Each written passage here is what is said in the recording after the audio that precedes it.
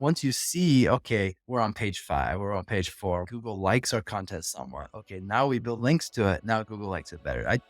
To me, that's a way to de-risk your link building, is to make sure your content is being liked first before you start building links.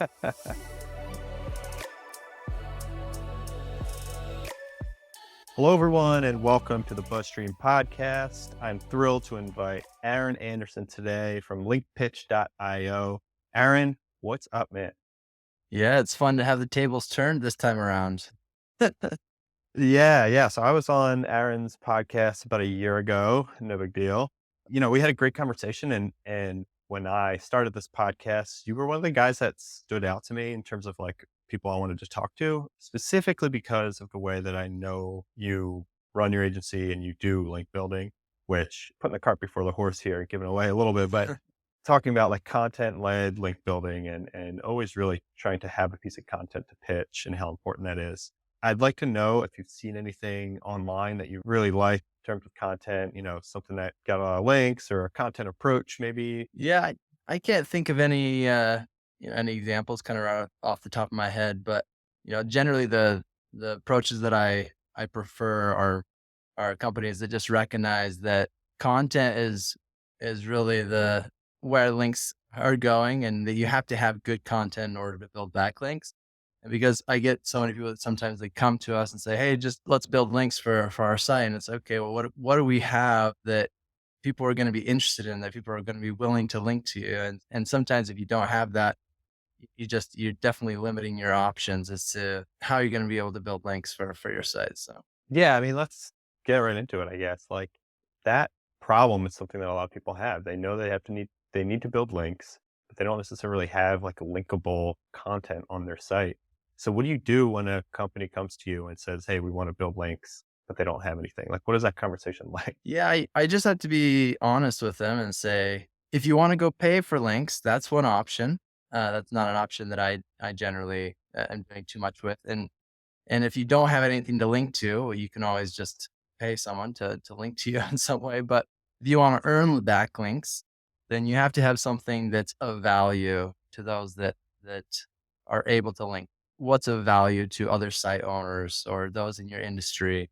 And how can we kind of uh, have some things that are of value? And sometimes it's just about, yeah, I think there are things that you already have that you could better utilize, or sometimes it's thinking, okay, we could change something temporarily and give something for free for a while that maybe we're charging for now, so that we can garner links with it or something. And so, like, for example, like a SaaS product, there's debate about being freemium or not. And but from a link building perspective, I'm like, well, being freemium definitely helps from a link building perspective because it's a free tool and people love to link to free tools. So if you have a different approach, well, would you consider changing to a freemium model, because that'll help you on the link building side?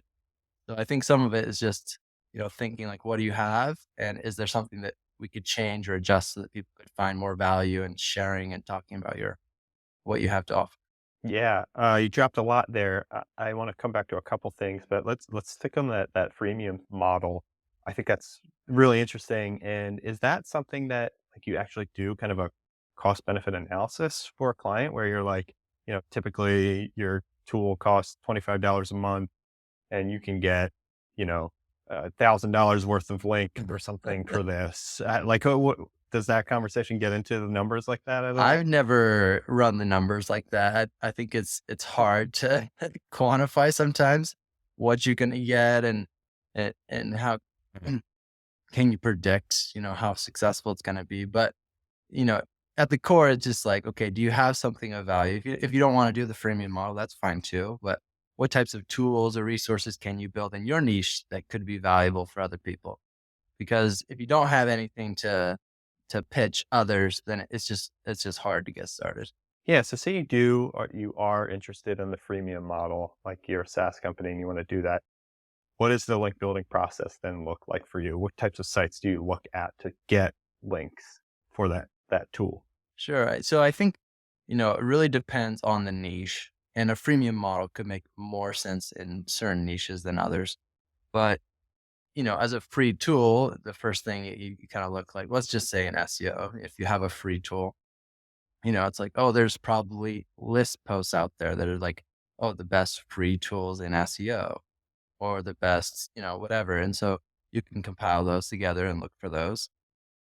Any types of pages that are like resource pages that are for people in your industry. And if your tool is helpful in those situations, those could be good opportunities for pitching your tool. Say, oh, like you have a page dedicated to helping people learn SEO and say, oh, well, our tool is free in this certain way, and it's helpful for doing research. And so that's a pitch you can do. And then you look at other free tools in your space where they're getting their backlinks from, and they can kind of see, oh, they're getting that for these list posts or these resource pages or wherever. And then you can kind of mimic, okay, let's find those types of pages because I see these other free tools are getting links in this way.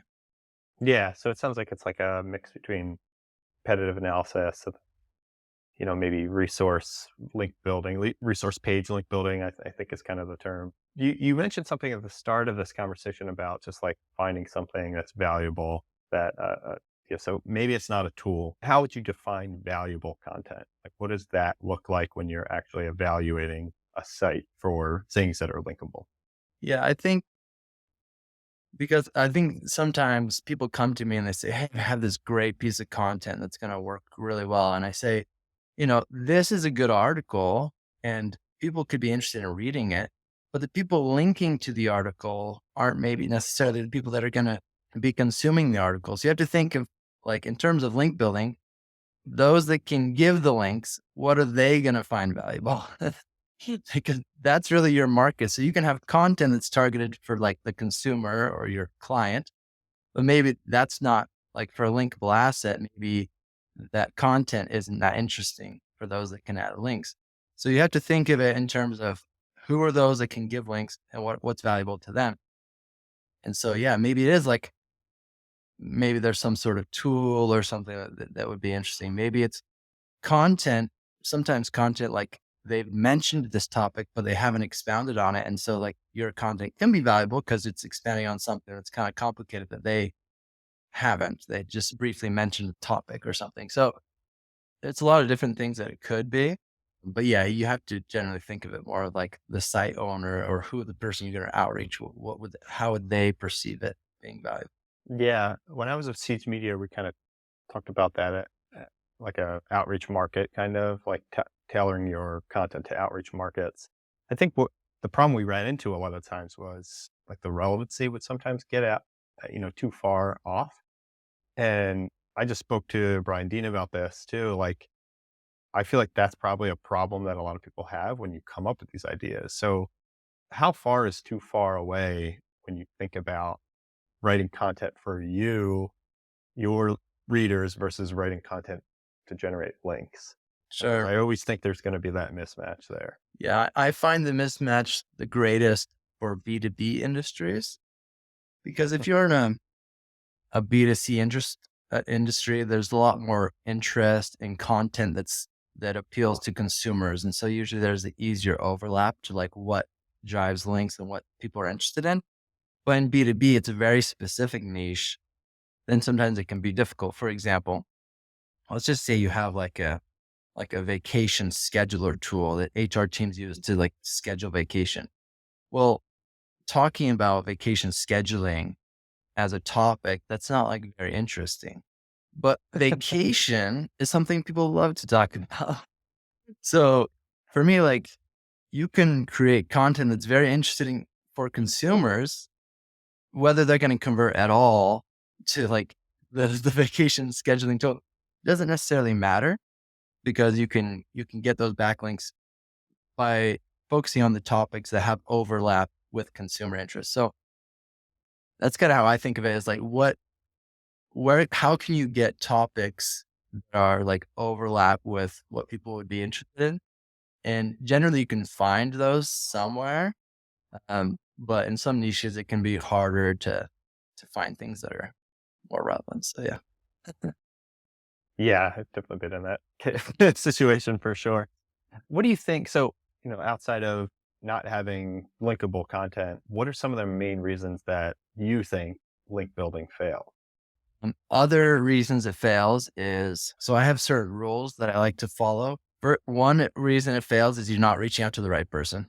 And so many people try to automate this. They'll download a list from hunter.io or whatever, and we do all this manually because you really want to be sure that you're finding and you're thinking through, okay, who is the person that can add a link on this specific page? And some people I've seen, they say, oh, we first try to find the editor. And if not, like they automate the logic. And I think that's really hard to do. So that's really important. You have to find the right person because if you don't, you're going to lose. The second thing is um, don't lose people in the pitch. If you write too much text, if you don't get straight to the point, if you give them fake flattery and they just roll their eyes and immediately, okay, like these are all rules that I have. Like, you have to be short, straight to the point. Just be very upfront with what you want. Don't do fake flattery. All these kind of things. The pitch can lose it for you. Yeah, there's probably lots of other reasons, but those are a couple of ones that come in the top of my head. Yeah, I mean, yeah, those are super important. I feel like those are like the personalization, the email, I should say, and then the actual targeting. Let's get into the like fake flattery thing too, because that's a hot topic. We discussed that a lot here at BuzzStream because I think there probably is a difference between personalizing an email for journalists versus personalizing an email for bloggers. Yeah. So what's your take? What constitutes as fake flattery? Let's start there. So I don't do a lot of pitching journalists, very little. So I'm not as experienced in that. But what I constitute fake flattery is saying something that you don't mean, which would be something like, hey, I loved this article you read and you haven't read that article. It would be like, hey, I've been following you. You don't follow them. Anything that you say to like try to like build a connection, but it's fake because it's not true. That to me would fall into that bucket of fake flattery. Yeah. I mean, do you recommend people get specific with, "Hey, I love this post and here's why?" Get more specific? Like, I let's just get into, like, that connection point there a little bit, sure. yeah. I just don't say any of that. Like if you're gonna reference a Okay. post, you don't need to say that you love the post. You can say like, oh, I came across this post. This is something like you just speak specifically to what you're talking about. Like if you have an ask, just get straight to the ask and don't be Mhm. beating around the bush. It depends on the type of outreach you're doing, of course. Like if you're doing highly targeted, outreach, it might make sense to get into the weeds and to find touch points, but just be real about them. Don't make them up. That's kind of what I think about. Yeah, yeah, I mean, definitely in alignment there with you. So, yeah, you touched on kinda your workflow here for doing outreach, so it sounds like it's a very specific, like, manual list building, prospect building. Can we talk about that a little bit and just kinda outline what your workflow looks like from kinda start to finish of a link building campaign? Yeah, sure. So, first it's identifying the strategy that you're going to pursue. And then based on that strategy, you're going to have a specific way of kind of finding the prospects. So, for example, if I find a broken link and I'm going to do a broken link campaign, I'm going to use the prospects from that broken link as my prospect list. So, based on the strategy, you're going to have a prospecting process that you're going to have to follow to kind of get your prospects. And then you're going to manually go through and make sure that all the pages you're outreaching make sense according to that strategy. And then you're going to make sure you find the right person to outreach. And sometimes, we'll find maybe two or three people, depending on what kind of outreach we're doing, that could be the right people to outreach. And then, they put together the template. And the template it can come before or during or after. It depends. I guess you usually need to have a template in place while you're kind of choosing the fields, like the text field you're going to put in the pitch or whatever. Yeah, and then just send it out and manage the email communication. Yeah, I you mentioned kinda, like, making sure the site fit What's like a criteria that you look at? I know at Siege, like we had our whole like I had created like a checklist for our team. It was like making sure they say certain things or they don't have no follow tags on their links, and that like what do you look at when you're kind of evaluating a site? Yeah, everyone might have, different criteria. We want to make sure that it's a legitimate site run by real people, that's been active somewhat recently. You want to make Can I stop you there? sure. Like what does that mean? The like a legitimate site? Because I think this is very important, and like especially nowadays with like helpful content, and like that's something I try to talk about a lot. But so what does that mean? How can you tell if a site is run by real people? Yeah, well, it depends on the type of site you're looking at. But for example, if you're looking at like a small business website, like can you see who's behind the site? Often sites, sometimes people try to hide who's behind it, and sometimes that can be harder to determine if it's like a legitimate site. So there's different things that can give you like signals. Metrics can help. Are they getting actual traffic? Mm, you can get a sense for there's like from link farms, the farms that sites exist just for the purpose of selling links. There's certain things you look for to exclude, like if they write about everything, and there's certain templates that just immediately once you've looked at them enough, you're like, oh yeah, I can just tell that this like looks like a link farm.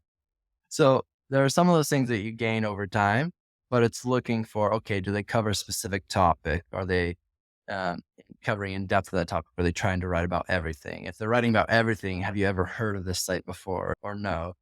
So some of those things come into play. It's really a lot of it's about trying to identify if it's a link farm or not, because Right. at the end of the day, link farms are trying to look legitimate. Um, and can you, identify them and exclude them as, you know, quickly as possible? Yeah. Do you feel like the kind of signal that sites have where it says like write for us or contribute, like is that a kind of negative signal to you, like that it's a potentially a link farm if they're accepting guest posts so kind of blatantly? Accepting guest posts, even if they have a Write For Us page, I don't mind. If the Write For Us page is linked to from the main navigation, yes, that to me is a Hmm. base. Like if they're like you said, if they're being very blatant, if it's like from every page you see the Write For Us page, generally speaking, I would say yeah, that's a bad sign. But having a contributor page or Write For Us page to me isn't necessarily a negative.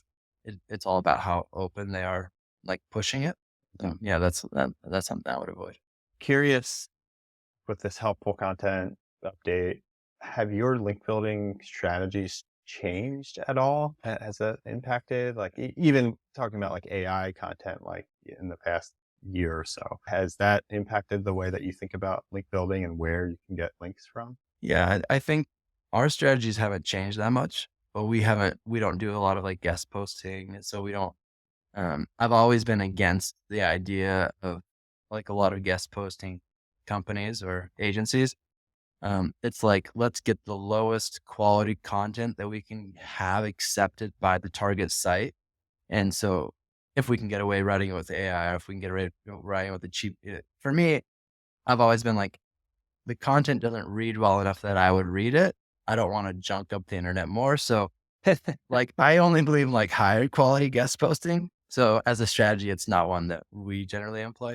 So our strategies, like we do a lot of old school strategies, like broken link building. This is like the OG link building strategy that they did in the 90s that still works and we still utilize. So I like doing things that I think have staying power in terms of strategies. So you don't have to keep adjusting your approach based on, it's like we have an approach that works and we get links that like that I think stand the test of time.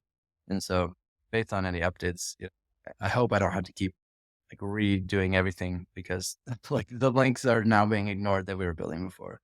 Yeah.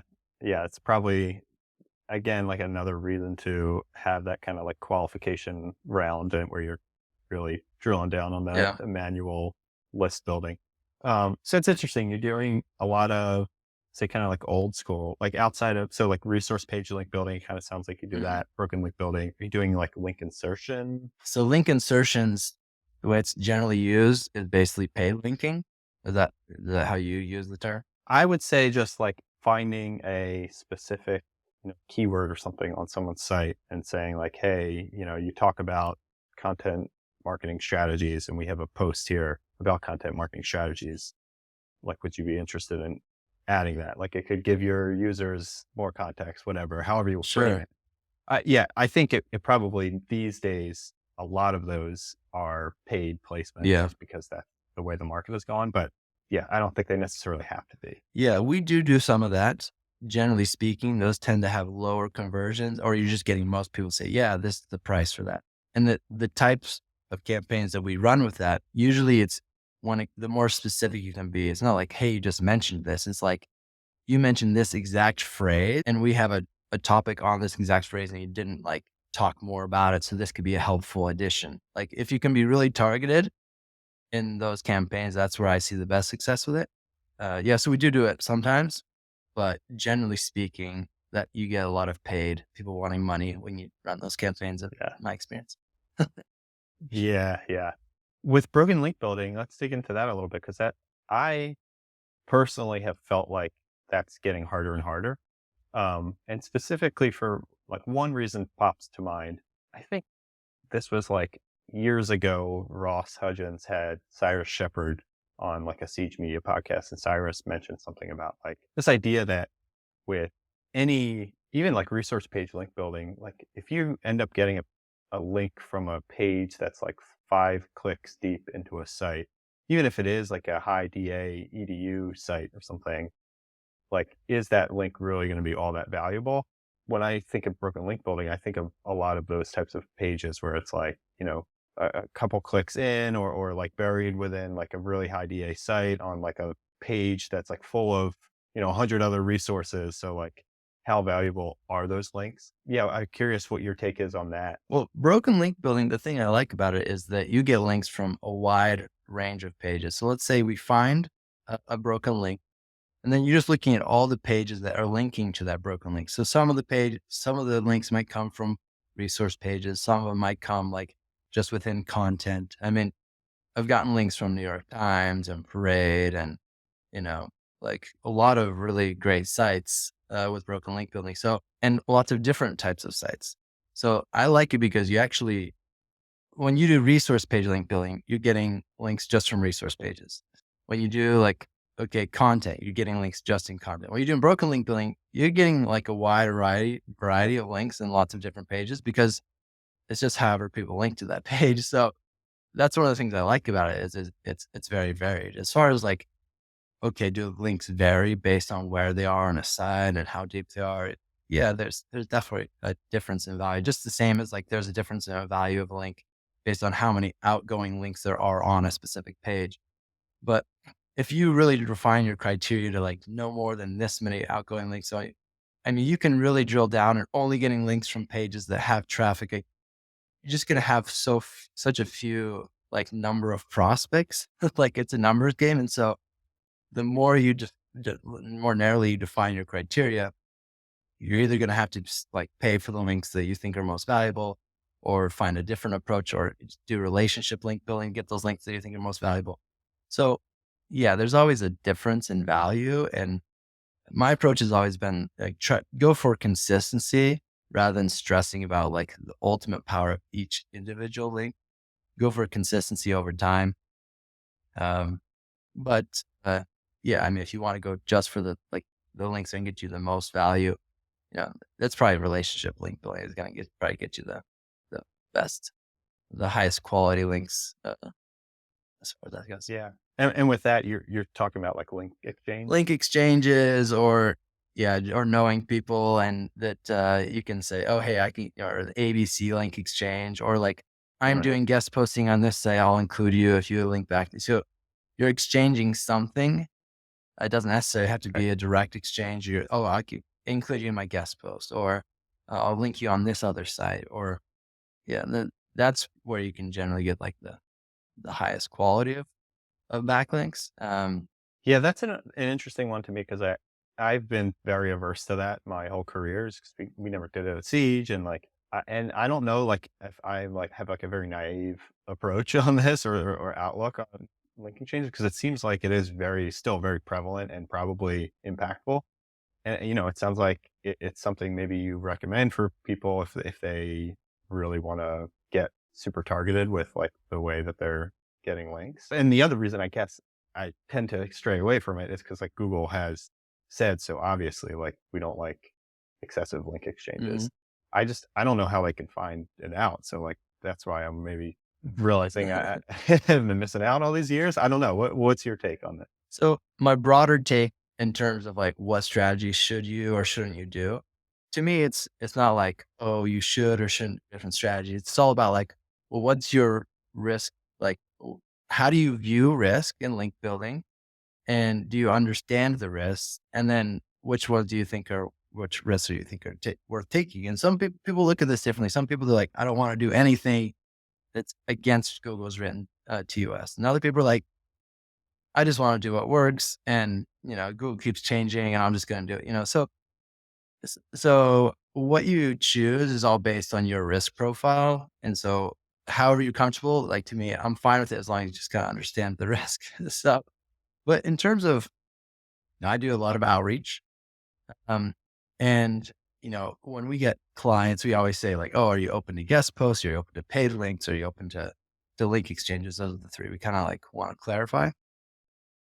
And of those three, in my experience, sites that are doing the best job with their SEO, that are like the biggest sites on the internet, the ones they're the most open to are the link exchanges. They're not interested in your content because they care a lot about their content quality and they have really high standards, and that, you know, they don't want like a random person getting their content. And then they're not interested in like getting money for you for a link either. But they see the value. If you're a good site, you're outreaching them, they see value in getting backlinks and trading backlinks. So the sites on the internet that are doing best, they do link exchanges, and they're smart about it, and they do it with the best sites that they see the most value in. And so that's when I don't have a problem with it. Some people have built like entire agencies just built on like link exchanges, and um, you know, I I don't do that. It's not like such a part of what we do. It's just like if we're doing outreach and we come across those opportunities and it fits our criteria, we'll look at them. But, you know, just from my experience, the people that are doing best in SEO, they all seem to be fine and comfortable with it. And Yeah, like yeah. big names that you might, oh wow, they do like exchanges. Like, yeah, they all seem Right. to be on board with it. Yeah. So Yeah, and I guess it's probably the ABC link exchange that's probably because, if you're doing one-to-one link exchanges all the time, it's that reciprocal linking thing where it's like you're gonna negate the value that you're passing to one another. So, like, the ABC makes sense to me even for a lot of even reasons. doing the back and forth, like if you think of a really healthy site, they're getting a lot of links on a regular basis, maybe hundreds of links. A one-off exchange going to like a priority page that it might be hard to get links to, you know, where you're getting maybe, or even just to supplement, like we're doing a lot of natural link building where people are choosing their anchor text. So one-off, okay, let's have some input on the anchor text. Um, those things can make a big difference. It's not necessarily negating because, okay, maybe just domain to domain, it's not a big deal, but you're linking to my priority page, and I'm linking to your priority page. And we're both like really good sites that have a lot of authority, a lot of traffic. Like you're both going to benefit from that. So yeah, I've done a lot of just back and forth, like not like a lot. I've done plenty of those where people just exchange links directly. It's just such a small part of your overall linking. I don't think most people worry about it from a risk standpoint. I feel like as soon as I started at BuzzStream, I've gotten like hundreds of people sending me spreadsheets of like, hey, like, do you want to do ABC link exchange?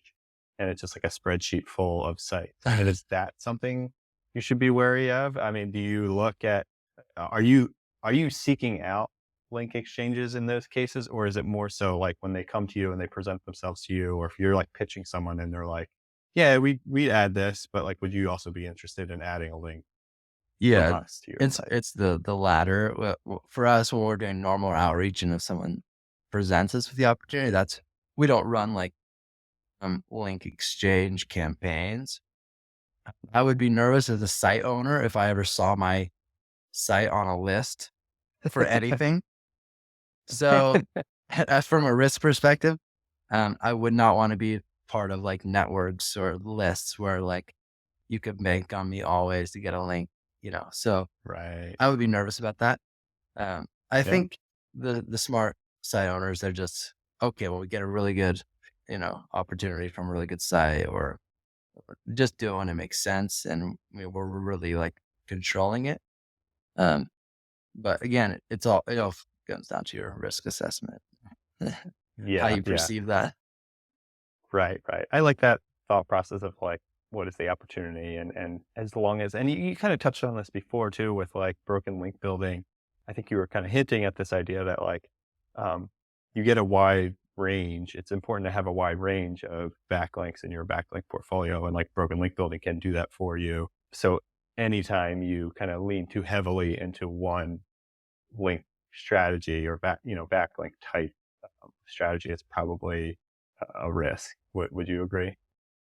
It could be. I mean, what I always like try to let clients know is like, even so, what we're doing, you're hiring me to build backlinks for you, but that shouldn't be the only way you're getting backlinks. Like, you should be getting some links naturally. You should be getting some links based on the quality of your content stuff. Like, when you're hiring, like, you have to think of it more holistically. Okay, how do we get backlinks? Okay, we hire a company for backlinks, but is that the only way we're getting backlinks? And if it is the only way we're getting backlinks, why aren't we getting backlinks on any other ways? And why aren't we getting links naturally or passively? Or so I always want to be like a small part of a larger pie of like how links are coming in. And if I can help clients think, okay, if you built this content and we can get this to rank, okay, then it can start getting links naturally over time, because you want links coming in a variety of different ways. So yeah, if you just have one approach and you're getting one type of backlink and you're not getting links any other way, yeah, there's probably some risk associated with that.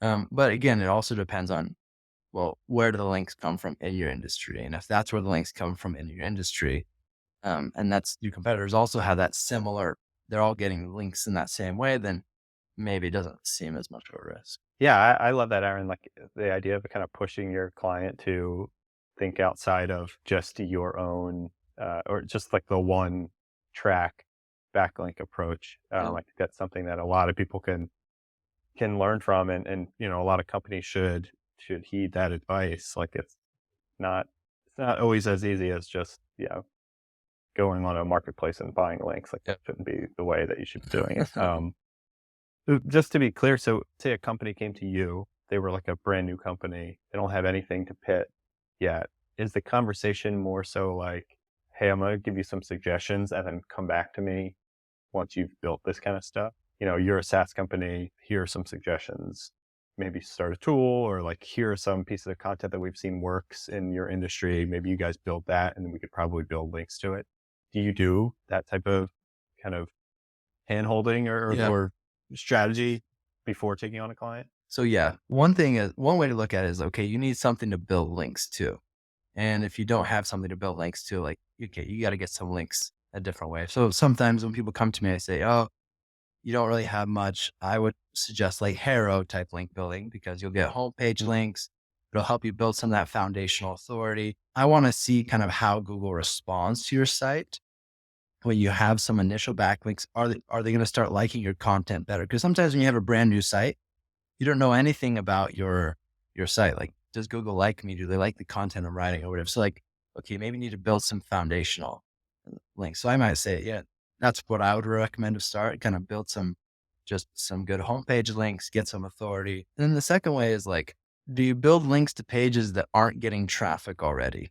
Um, so for me, I prefer to build links to pages that maybe not aren't getting traffic, but are ranking somewhere. So for example, you come with a brand new website, I say, okay, let's start building links. And then we build links for 6 months, and still like those links never had an impact. Well, because Google wasn't sending you traffic before, we built a bunch of backlinks. And then even after all the backlinks, they didn't send traffic to you after. So my approach is I like to make sure that Google likes your content first. If Google likes your content without backlinks, they're going to like your content better with backlinks. But if Google doesn't like your content currently, like you're not ranking on page 3 or page 4, like you're not even in the top 100, you're nowhere. And I build backlinks to that page, that it may do nothing.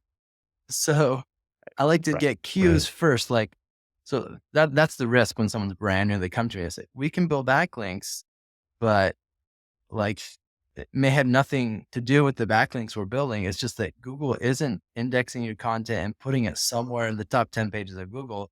Maybe it doesn't see it's relevant. Maybe there's technical things going on that you want to fix first. And once you see, okay, we're on page 5, we're on page 4, we're like, Google likes our content somewhere. Okay, now we build links to it. Now Google likes it better.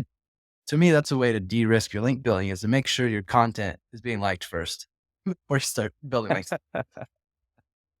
Yeah, I love that. Making sure Google likes your site. That uh, uh, do you think there's any type of like quality relevancy metric that Google has when they look at a backlink portfolio? I don't know. You see some people doing some pretty weird things sometimes that seem to work.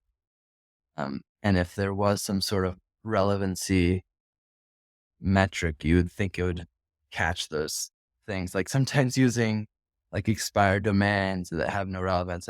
I think they said they're included in this recent Yeah, update. recently, right? Yeah. Um, but you see some weird things, and so you question. I've always been one to really try to like focus on relevance, because it makes sense as like just from a logical perspective. Like if you have it on this topic and these people write about it, it would benefit.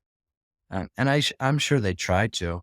Yeah, I don't know exactly how well they're always able to implement that as a criteria. Yeah, I mean, I get, and the reason I asked that is because, thinking about what you're saying about like a brand new site just starting out and like making sure their content is on point first and Google knows their site. I feel like a lot of the sites that I talk to, or a lot of people, strategists, I've talked to, um, they talk about a brand new site. There's a lot of different like ideologies of like how you should start building links. I feel like the easiest way or the way that a lot of companies go about this when they're first starting out is just, I'm going to find a link building agency and just kind of get going, like that they're going to just go either buy me links or get me a bunch of guest posts. Sure. But it sounds like, you know, there should be some content creation on the site is kind of what you're saying, to kind of understand the relevancy of your site, understand how Google views your site. Is Yeah. that right? Yeah. I mean, it's like a cart before the horse kind of question, or the chicken or the egg. It's like, do you build links first to build up some of this authority so that your content will rank? Or do you, make sure that your content, like Google likes your content before building a bunch of backlinks? Um, in my opinion, I always think you should start with content first.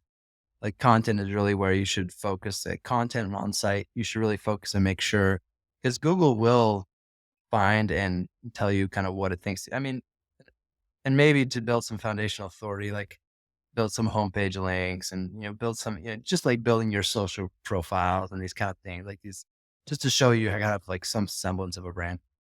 And then if you can build some like hero backlinks to your homepage and like build a little bit of authority so that you can get some gauge. For me, I like doing that because I've had clients in the past. They were brand new, and then we built links for a long time. And it was like, maybe it was a cool tool and I thought it was great and people liked it. But from an SEO perspective, there were question marks if Google was ever gonna like make it rank for anything.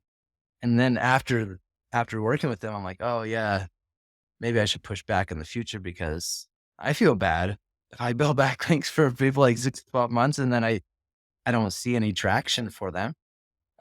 So I want them to like, get value from their money. And I think the best way to do that is generally try to focus on your content first and make sure that Google is liking it, and then invest in link building. And you can do some link building, mostly like homepage, to kind of build some initial authority, but that's kind of what I prefer, because it makes me feel less, um, just in terms of managing expectations too. Like you can Yeah. see, oh, I can see the path of how links can benefit. Right. Right. Yeah, I like that. And that's, it goes back to you kind of just being a good, solid like agency leader and like putting forth a nice relationship for clients. I think that's such an important thing, and some agencies don't really care, Yeah. Yeah. like, so, the last question I wanted to leave you with here is, I know, you have your own podcast. Let's talk link building. Is that right? Yeah. Well, Yeah. it's had a bit of an unfortunate end. It may be resurrected at some point, but yeah, I has stopped. But let's talk link building. I read maybe 30, 35 episodes. Um, Yeah. Yeah, I mean, I recommend everybody check it out.